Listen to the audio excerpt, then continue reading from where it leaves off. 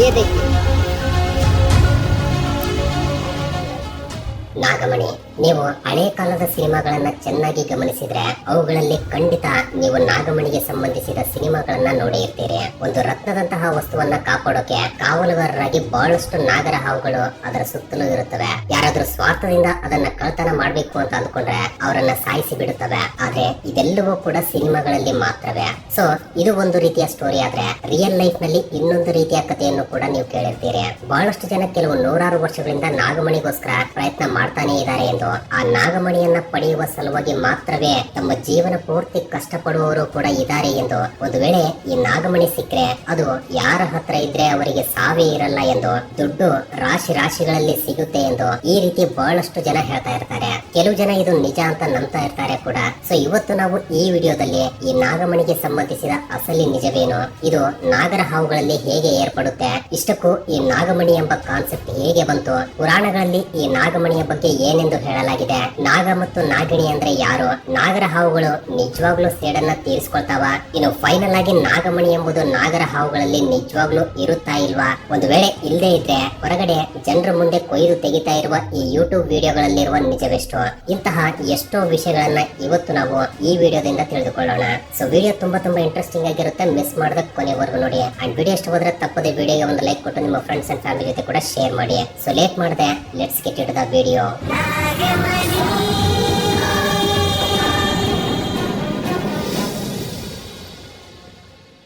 ಭಾರತ ದೇಶದಲ್ಲಿ ಪೂರ್ವ ಕಾಲದಿಂದ ಇಂದಿನವರೆಗೆ ನಾಗರ ಹಾವು ಅಂದ್ರೆ ಎಷ್ಟೋ ಭಕ್ತಿ ಮತ್ತು ಅಷ್ಟೇ ಭಯ ಕೂಡ ಜನರಲ್ಲಿದೆ. ಇದಕ್ಕೆ ಕಾರಣ ಹಿಂದೂ ಪುರಾಣಗಳಲ್ಲಿ ಯಾವ ಹಾವಿಗೂ ಇರದ ಪ್ರತ್ಯೇಕತೆ ಈ ನಾಗರ ಹಾವಿಗೆ ಇರುತ್ತೆ. ಸೊ ಇವುಗಳ ಬಗ್ಗೆ ಈಗ ಕ್ಲಿಯರ್ ಆಗಿ ತಿಳಿದುಕೊಳ್ಳೋಣ.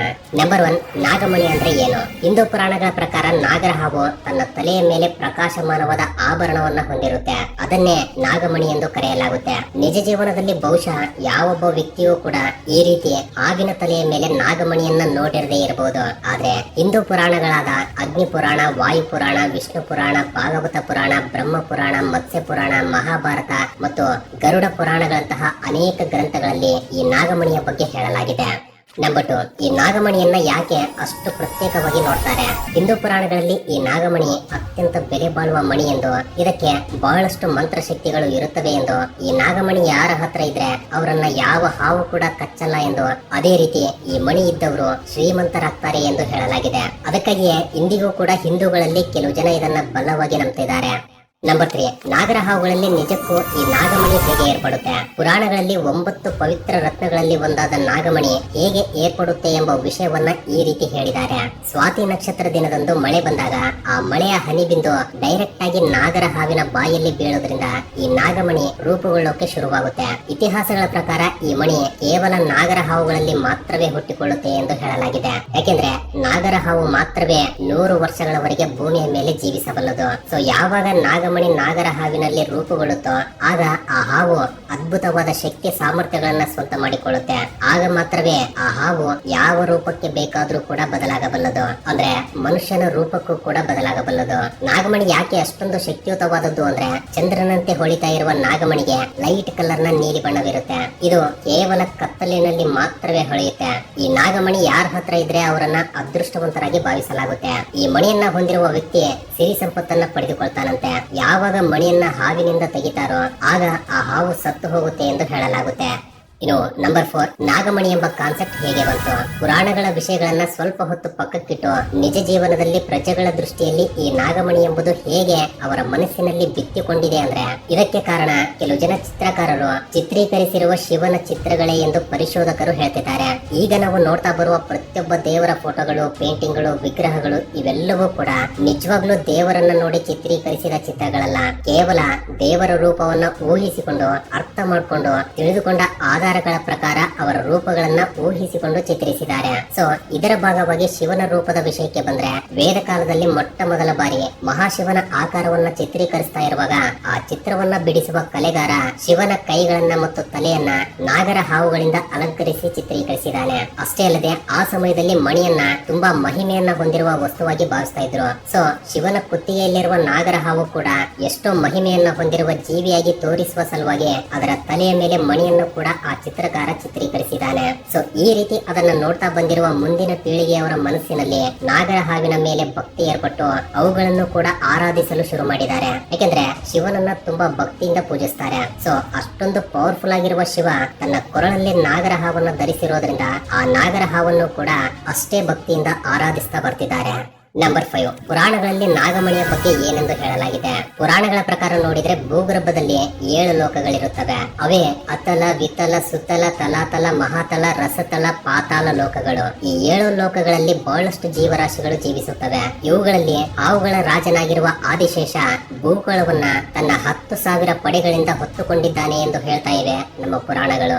ಆದಿಶೇಷು, ವಾಸುಕಿ ಇಂತಹ ಹಾವುಗಳೆಲ್ಲವೂ ಕೂಡ ಭೂಗರ್ಭದಲ್ಲೇ ಇರುತ್ತವೆ. ಇವುಗಳಿಗೆ ಮುಖ್ಯ ಅನುಚರರು ನಾಗರ ಹಾವು. ಸೊ ಈ ನಾಗರ ಹಾವುಗಳಿಗೇನೆ ನಾಗಮಣಿಗಳು ಇರುತ್ತವೆ ಎಂದು ಹೇಳಲಾಗುತ್ತೆ.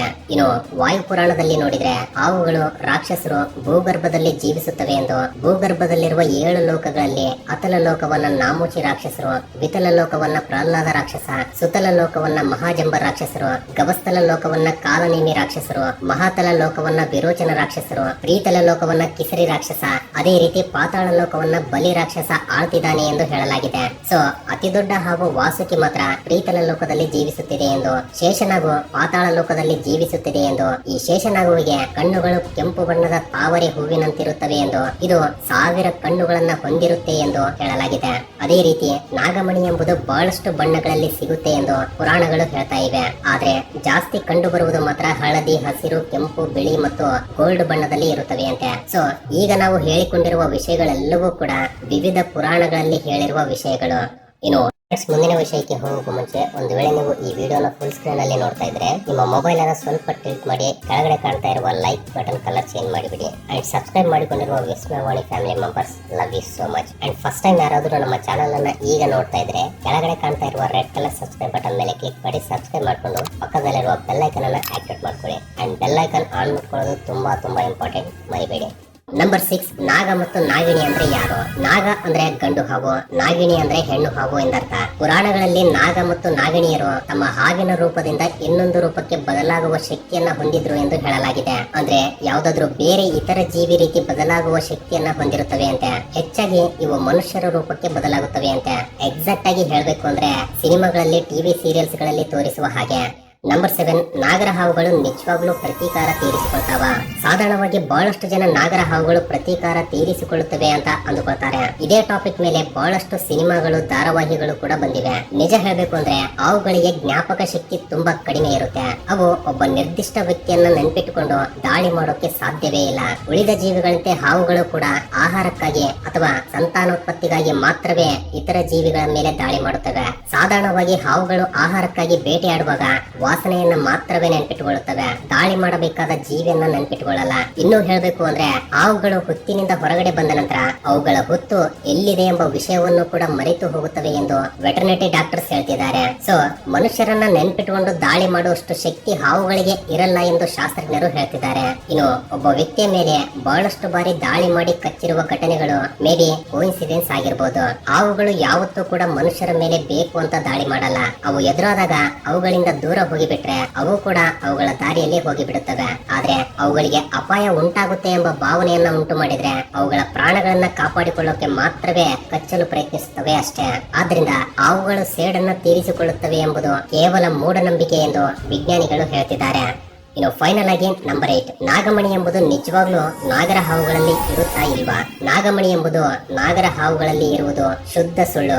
ದುಡ್ಡನ್ನ ಸಂಪಾದಿಸುವುದೇ ಗುರಿಯಾಗಿಟ್ಟುಕೊಂಡ ಕೆಲವು ಜನ ವ್ಯಕ್ತಿಗಳು ನಾಗರ ಹಾವುಗಳಿಗೆ ನಿಜವಾಗ್ಲೂ ಮಣಿ ಇರುತ್ತೆ ಎಂದು ಅದನ್ನ ಮಾರಿ ಲಕ್ಷಾಂತರ ರೂಪಾಯಿಗಳನ್ನ ಸಂಪಾದಿಸಬಹುದು ಎಂದು ಅಭಿಪ್ರಾಯ ಪಡ್ತಿದ್ದಾರೆ. ನದಿ ಜಲಾಶಯ ಪ್ರಾಂತ್ಯಗಳಲ್ಲಿ ಅಥವಾ ಖನಿಜಗಳು ಇರುವ ಪ್ರಾಂತ್ಯಗಳಲ್ಲಿ ಕ್ಲೋರೋಫಿನ್ ಎಂಬ ಒಂದು ರೀತಿಯ ಫ್ಲೋರೈಡ್ ಖನಿಜ ಸಿಗುತ್ತೆ. ಬಹಳಷ್ಟು ಬಣ್ಣಗಳಲ್ಲಿ ಸಿಗುವ ಈ ಖನಿಜಕ್ಕೆ ಸ್ವತಃ ಹೊಳೆಯುವ ಗುಣವಿದೆ.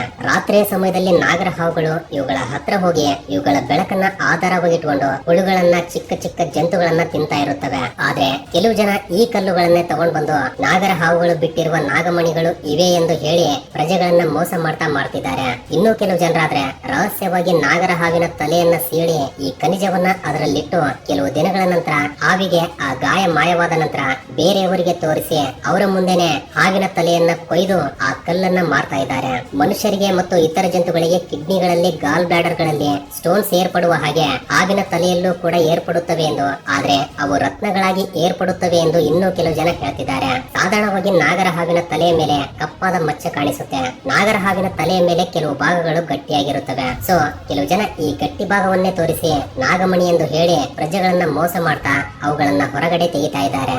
ಈ ರೀತಿ ಮಾಡೋದ್ರಿಂದ ಹಾವುಗಳು ಸತ್ತು ಹೋಗ್ತಾ ಇವೆ. ಈ ಗಟ್ಟಿ ಪದಾರ್ಥ ಹಳದಿ, ಬಿಳಿ, ಕಪ್ಪು ಮತ್ತು ಗೋಲ್ಡನ್ ಕಲರ್ ನಲ್ಲಿ ಇರೋದ್ರಿಂದ ಇವುಗಳನ್ನೇ ಮಾರಿ ಪ್ರಜೆಗಳನ್ನ ಮೋಸ ಮಾಡ್ತಿದ್ದಾರೆ. ನಿಜ ಹೇಳ್ಬೇಕು ಅಂದ್ರೆ ಹಾವಿನ ತಲೆಯ ಮೇಲಾಗ್ಲಿ ಅಥವಾ ಅದರ ದೇಹದ ಒಳಗಾಗ್ಲಿ ಮಣಿ ಎಂಬುದೇ ಇರಲ್ಲ ಎಂದು ಸೈನ್ಸ್ ಹೇಳ್ತಾ ಇದೆ. ಮಣಿ ಮಾಣಿಕ್ಯಗಳು, ರತ್ನಗಳ ಹೆಸರಿನಿಂದ ನಾಗರ ಹಾವುಗಳನ್ನ ಸಾಯಿಸ್ತಾ ಇದ್ದಾರೆ. ದುಡ್ಡು ಸಂಪಾದಿಸೋಕೆ ಇದೊಂದು ಮಾರ್ಗವಾಗಿ ಆರಿಸಿಕೊಳ್ತಿದ್ದಾರೆ. ಆದ್ರೆ ನಾಗರ ಹಾವಿನಲ್ಲಿ ಯಾವುದೇ ರೀತಿಯ ಮಣಿ ಇರಲ್ಲ ಎಂಬುದು ವಿಜ್ಞಾನ ಹೇಳ್ತಾ ಇರುವ ಕಡು ಸತ್ಯ. ಇನ್ನು ಮನುಷ್ಯನಿಗೆ ಆಸೆ ಎಂಬುದು ಕೂಡ ಇರುತ್ತೆ. ಆದ್ರೆ ಆ ಆಸೆ ಎಂಬುದು ಸ್ವಾರ್ಥವಾಗಿ ಬದಲಾದ್ರೇನೆ ಅಪಾಯಕರ. ಮನುಷ್ಯರಲ್ಲಿರುವ ಈ ನಾಗಮಣಿ ಆಸೆಯನ್ನೇ ಬಹಳಷ್ಟು ಜನ ವೀಕ್ನೆಸ್ ಆಗಿ ಬಳಸಿಕೊಂಡು ಬಹಳಷ್ಟು ರೀತಿಯ ನಾಗರ ಹಾವುಗಳನ್ನ ಹಿಂಸಿಸ್ತಾ ಅವುಗಳಲ್ಲಿ ಕಲ್ಲುಗಳನ್ನ ಇಟ್ಟು ಮತ್ತೆ ಮನುಷ್ಯರ ಮುಂದೆ ಅವುಗಳನ್ನ ಕೊಯ್ದು ತೋರಿಸಿ ಮಾರ್ತಾ ಒಂದು ಕಡೆ ಮನುಷ್ಯರನ್ನ ಇನ್ನೊಂದು ಕಡೆ ಕಾಡು ಪ್ರಾಣಿಗಳನ್ನು ಕೂಡ ಸಾಯಿಸ್ತಾ ಮೋಸ ಮಾಡ್ತಿದ್ದಾರೆ. ದಯಮಾಡಿ ಇಂತಹ ವ್ಯಾಪಾರಿಗಳ ಮಾತುಗಳನ್ನ ಮಾತ್ರ ಕೇಳಬೇಡಿ. ಸೊ ಇದು ಫ್ರೆಂಡ್ಸ್ ಈ ವಿಡಿಯೋಗೆ ಇಷ್ಟ. ಈ ವಿಡಿಯೋ ನಿಮ್ಗೆ ಹೊಸ ವಿಷಯಗಳನ್ನ ತಿಳಿದುಕೊಳ್ಳೋಕೆ ಅಷ್ಟೋ ಇಷ್ಟೋ ಸಹಾಯವಾಗಿದೆ ಎಂದು ಭಾವಿಸ್ತೀನಿ. ಸೊ ವಿಡಿಯೋ ಇಷ್ಟವಾಗಿದ್ರೆ ತಪ್ಪದೆ ವಿಡಿಯೋಗೆ ಒಂದು ಲೈಕ್ ಕೊಟ್ಟು ನಿಮ್ಮ ಫ್ರೆಂಡ್ಸ್ ಅಂಡ್ ಫ್ಯಾಮಿಲಿ ಜೊತೆ ಕೂಡ ಶೇರ್ ಮಾಡಿ. ಅಂಡ್ ಫಸ್ಟ್ ಟೈಮ್ ಯಾರಾದ್ರೂ ನಮ್ಮ ಚಾನಲ್ ಅನ್ನ ಈಗ ನೋಡ್ತಾ ಇದ್ರೆ ತಪ್ಪದೆ ಸಬ್ಸ್ಕ್ರೈಬ್ ಮಾಡ್ಕೊಂಡು ಪಕ್ಕದಲ್ಲಿರುವ ಬೆಲ್ ಐಕಾನ್ ಅನ್ನ ಆಕ್ಟಿವೇಟ್ ಮಾಡ್ಕೊಳ್ಳಿ. ಅಂಡ್ ವಿಡಿಯೋವನ್ನ ಕೊನೆವರೆಗೂ ನೋಡಿದ್ದಕ್ಕೆ love you so much guys.